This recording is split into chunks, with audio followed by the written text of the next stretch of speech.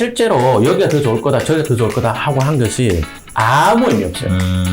투자를 해서 실패하시는 분들 보면 계속해서 아무래도 지금 코로나 계속 확산되고 있다 보니 아무래도 그런 그 상가를 이용하는 인원 제한도 있고 또 운영 시간까지 이게 줄어들다 보니까 폐업하는 상가들도 늘어나고 있는데 지금 이 상황에서 상가 투자 괜찮나요? 어렵죠. 어렵죠. 일단은 어렵긴 하다. 어렵죠. 근데 뭐라 그럴까? 전체적으로 어렵냐? 그럼 어려운 거 맞죠. 전체적으로 보면 대체적으로 상가 투자 어려운 거 맞는데 그 소매점의 매출 데이터라든지 이런 걸 보면 주거지 상권은 매출이 오히려 늘었어요. 어허. 오히려 어디가 줄었느냐? 그럼 아까 말했던 직장인들의 유흥상권 있잖아요. 그런 데라든지 관광지 상권, 이거 엄청 많이 떨어졌죠. 투자를 잘 모르시는 분들이 갖고 있는 오해 중에 한 개가 뭐냐면 명동역처럼 이렇게 상권 좋은데도 공실 넘쳐나는데 근데 다른 데는 안 봐도 뻔하다 이러는데 그거 아니거든요. 업무시설 많은 강남이라든지 뭐 종로라든지 이런 데는 부동산 가격 자체가 비싸잖아요. 상가도 비싸거든요. 근데 주거지는 부동산이 다른 데보다는 일단 싸잖아요. 그죠? 그런데 거기는 또 매출도 싸지만 싼 거 대비로 소매점 매출도 잘 나오거든요. 지금. 그래서 저는 주거지 상권에서 하면 괜찮을 것이다. 그럼 괜찮다. 뭐 퇴근하고 회식 안 하고 막 이래서 그런 거잖아요. 예. 그래서 주거지 상권이 매출이 많이 는 건데 만약에 코로나가 끝나면 그 사람들이 다시 그걸로 가지 않을까요? 네. 그렇게 많이 늘지는 않았습니다. 네. 네. 그 업종으로 이야기하자면 뭐 배달이나 뭐 이런 게 늘었을 수도 있는데 상가 투자는 우리한테는 매년 인상되는 뭐 올라가는 정도의 매출 신장이 있었다는 정도고 영향을 받았지 않았다는 정도지 뭐 요쪽에 이렇게 풍선 효과처럼 넘어왔다 그럴 정도는 아닙니다. 그럼 이제 빠진도 그만큼 빠지냐? 그러진 않아요. 특히 이제 주거지는 늘 그래왔어요. 늘 뭐 IMF 때도 심지어 매출 하락이 거의 뭐 많지 않았던 상권이었으니까. 어떻게 보면 그럼 주거지 상권이 좀 안정적이다라고 볼 수가 있겠네요. 근데 또 여기서 오해하시면 안 되는 게 주거지 상권이 안정적인 거는 맞거든요. 근데 그 안에서도 잘 되는 업종이 있고 안 되는 업종은 있을 거 아니에요. 그죠? 네. 우리는 이제 창업하는 사람이 아니니까. 그러니까 이제 업종에 대한 이야기는 좀 접어두더라도 일단은 대상을 주거지에서 고르는 것이 좋겠다라고 말씀드릴 수 있겠어요. 그 대표님 같은 경우는 그동안 이제 많은 이제 또 상가 투자나 이제 이런 것도 해보셨고 이게 살아남는 그런 상가들이 가지는 특징들이 좀 있나요? 일단은 주거지 상권에서도 동선이 여러 개가 있을 거 아니에요. 그죠? 근데 이제 뭐 주동선을 딱 잡았을 때 그 주동선에 걸리는 세대수가 최소한 2,000세대 이상은 되는 데 있잖아요. 그러니까 주동산이라고 하면은 사람들이 좀 많이 다니는 그 길을 말씀하시는 건가요? 그렇죠. 그럼 사례를 한번 볼까요? 네. 최근에 투자한 사례인데 동작구 사당동에 목욕탕이 경매에 나온 사례가 있었거든요. 일단 목욕탕이라는 업종 자체는 코로나 영향을 굉장히 많이 받죠. 맞아요. 이 목욕탕 소유자분 입장에서는 너무너무 안타까운 이야기죠. 그렇죠. 여기 보시면 아까 제가 세대수가 최소한 2,000세대 이상은 걸리는 자리, 동선을 잡으라 그랬잖아요. 여기 보면 아파트가 여기 1,500세대, 330세대, 850, 900 얼마 이러면 요거 한 4개만 돼도 한 4,000세대 나온다, 그죠? 근데 지하철 출구 이쪽에 있잖아요. 14번 출구 이쪽에 있죠, 그죠? 그러면 사람들의 생활 동선이 이쪽으로 나갈 요인이 없어요. 이쪽은 산이 있고 공원이니까. 그러면 지하철 출구에서부터 이렇게 동선이 올라가는 동선이 만들어지잖아요. 네네.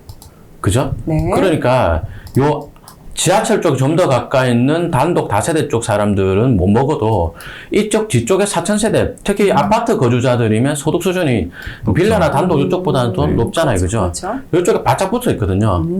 얼핏 생각하면 지하철에서 너무 먼 거 아닙니까? 지하철에서 멀지만 4,000세대를 꽉 잡고 있는 자리잖아요. 그래서 이거 해도 되겠다. 하자. 했죠, 제가. 경과는 좋습니다. 구독자 여러분들한테 좀 부탁드리고 싶은 게 좀 하나 있는데 제 수업 들으면 다 이런 거 할 수 있다 그런 건 아니에요. 그래서 오해하지 마시고 저는 맨날 이런 것만 한다. 저 아니에요. 어쩌다 한 게 걸린 겁니다. 전 이제 아파트 임장할 때 저 아파트에서 내려올 때 저 길 아니면 갈 데가 없어요. 저 길로만 와야 돼요. 아니면 마을버스 타시거나. 주동선을 그럼 우리가 이제 파악을 해야 되는 부분인 거잖아요. 일단 지도를 보고 그러면 그 주동선을 파악을 하는 건가요? 지도를 보고 지금처럼 이렇게 하는 것도 좋고 지하철이 있으면은 주동선 잡기가 좀 쉽죠. 출구 쪽 딱 떨어지니까. 근데 지하철이 좀 없는 지역들이 간혹 어렵거든요. 자, 예를 들어서 뭐 요런데 여기 지금 당곡 사거리 요런데 지하철이 좀 없습니다. 그죠? 지하철이 없으면 주동선은 버스 정류소로 나오죠. 이렇게 있죠. 그렇죠? 이렇게.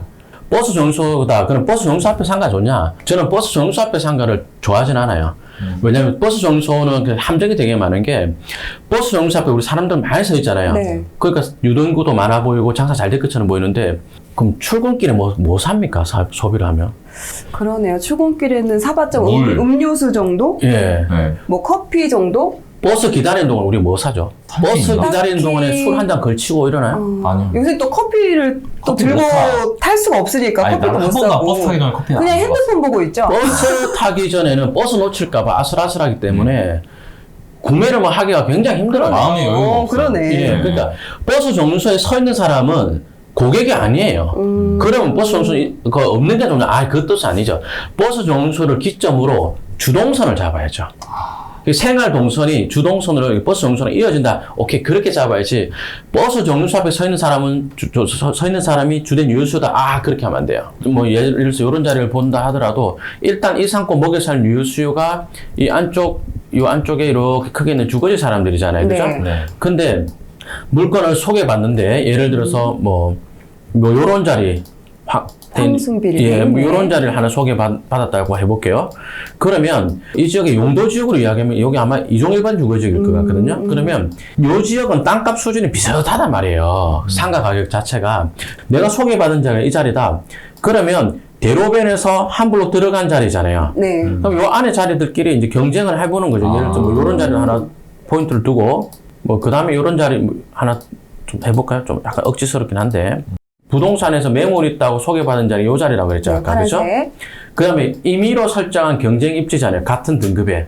그러니까 요게 같은 등급이란 말이 왜 중요하냐면 투자를 조금 해본 분들이 하는 실수 중에 한 개가 여기보다는 요 대로변이 더 좋은데 이런 이야기 하는데요. 그러면 안 돼요. 그럼 이제 왜냐면 일반적인 경우는 그렇죠. 중학생의 영어 성적은 중학생끼리 비교하는 거예요. 그죠?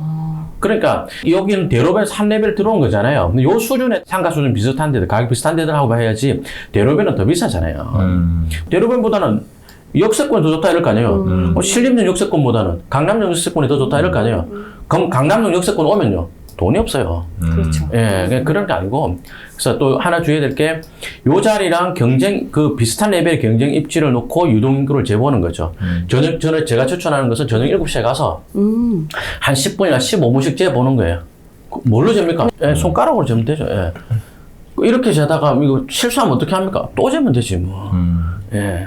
혹시 그거 잴 때 뭐 연령층까지도 생각을 해야 되나요? 성별, 연령층까지도 하면 그렇게 하면 복잡하죠. 좋죠. 예, 되게 좋긴 한데 어렵잖아요. 그럼 또 길에 서서 이게 판때기 들고 해야 되잖아요. 그죠? 그러니까 잘 안 되니까 손가락으로 나도 일단은. 하면 되고. 예. 그 다음에 또 실수 잘하는 것들이 내가 여기 하나 소개받았다. 부동산에서 물건 하나 소개받지는 않거든요, 보통. 요거 하나 소개받고 그 다음에 또 뭐 요런 데 자리 하나 소개받았다. 그러면 여기는 요 빨간색 유효수고 여기는 요쪽 유효수잖아요. 네. 근데 이 두 개의 유동인구를 직접 비교를 한다. 그거 의미 없어요. 체크를 할 때 유동인구의 절대량을 체크하는 게 아니라 상대평가를 하는 거라고요. 여기 빨간색 동그라미 친 사람들이 어디서 소비를 할 것이냐. 주동선에서 한단 말이죠. 그럼 이 빨간색 사람들이 어느 길로 제일 많이 다니냐. 그래서 얘가 몇 등 자리냐. 이 안에서. 그걸 체크를 하는 게 중요하지.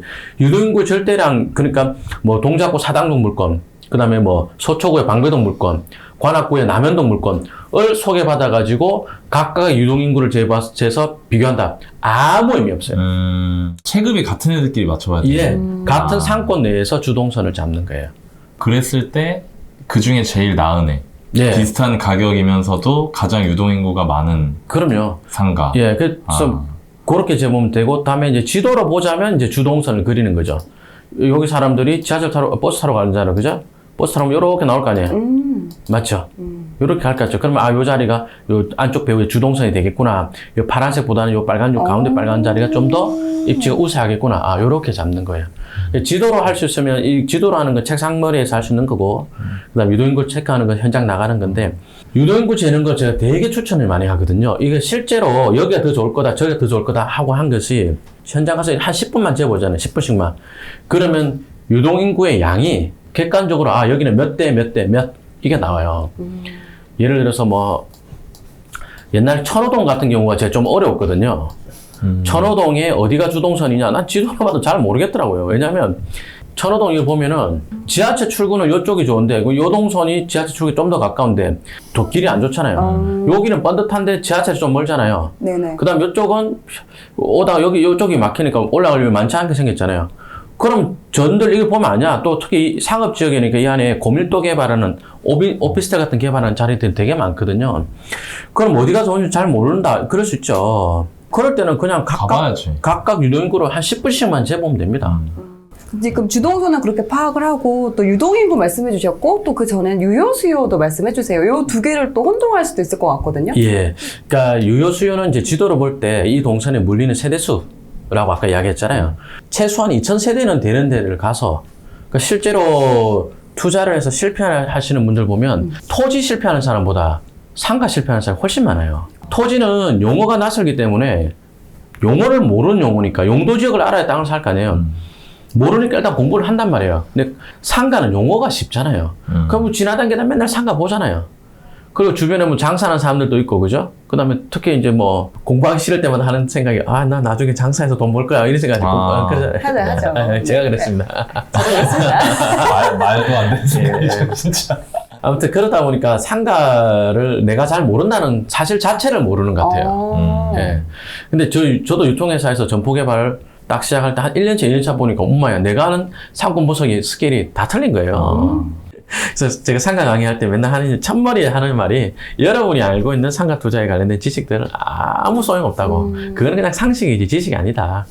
그 이야기 하죠. 그러니까 일반적으로 알고 있는 그러니까 유효수요란 말도 별로 잘 모르고 그냥 그치. 유동인구가 많으면은 당연히 뭐 그 상가는 좋은 상가라고 이게 일반적인 생각이거든요. 예. 근데 그게 아니다라는 말씀이시거든요. 그럼요. 아예 한 개 더 해볼까요? 네, 사례를 말씀해 주시면 유동인구가 많은 자리가 좋은 자리다. 좋을 가능성은 있는데 틀린 경우 되게 많아요. 예를 들어서 지금 여기 버스 운수가 있으면 사람들 늘 서 있죠. 네. 요런 데 부동산 가격이 비쌉니까? 비싸다니까요. 비쌀 것 같아요. 예, 비싼데 비싼 값을 하느냐.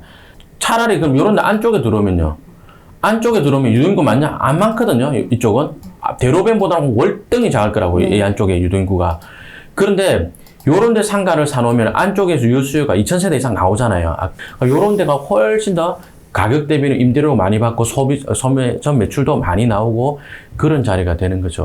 그게 유동인구의 절대량 가지고 상가 평가한다 그러면 되게 실수를 많이 해요. 특히 지금 이 자리는 안쪽에 배우 수요가 좀 있죠. 덜러덩 버스 정류소만 하나 있는 그런 데가 되게 많거든요. 뭐 예를 들어서 병점역 상권이다.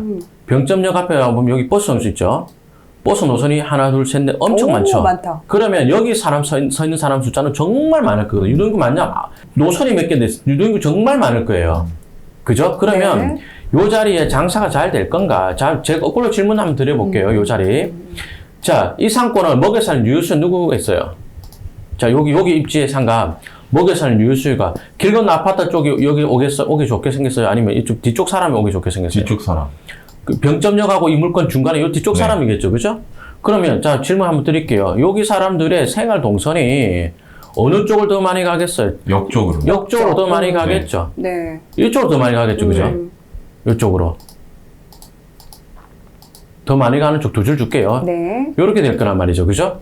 그러면 여기에 상가 있을 때 예를 들어 여기 병원이 있다든지 뭐 슈퍼가 있다든지 음식점이 있다든지 술집이 있다든지 한다면 와서 팔아줄 사람 여기 사람들이잖아요. 네. 근데 지하철 쪽으로 훨씬 더 많이 가겠죠. 주동선이 애매하구나. 예, 그러면 일로 붙어야죠. 근데 여기 버스 정류소가 있으니까 아까 노선 되게 많았잖아요. 사람은 많다니까요, 이런 데가. 사람은 빠글빠글합니다. 이런 데 보면. 노선이 많다 보니까 서 있는 사람들이 빠글빠글 안 하네. 예. 뽀글뽀글한다는 정도로. 예. 날이었나 봐요. 사람이 많아요. 예. 늘 많을 겁니다. 늘 많을 건데 그 유동인구 많으면 아냐. 유효수의 주동선은 저쪽이잖아요. 네. 그죠? 그러니까 유동인구의 절대량만 중요하다고 생각하면, 그러니까 내가 어느 지역 다녀봤는데 사람이 이렇게 많이 다니는 자리는 처음 봤어. 라고 하면 이런 자리를 좋은 자리를 생각 콕 찍어버리거든요.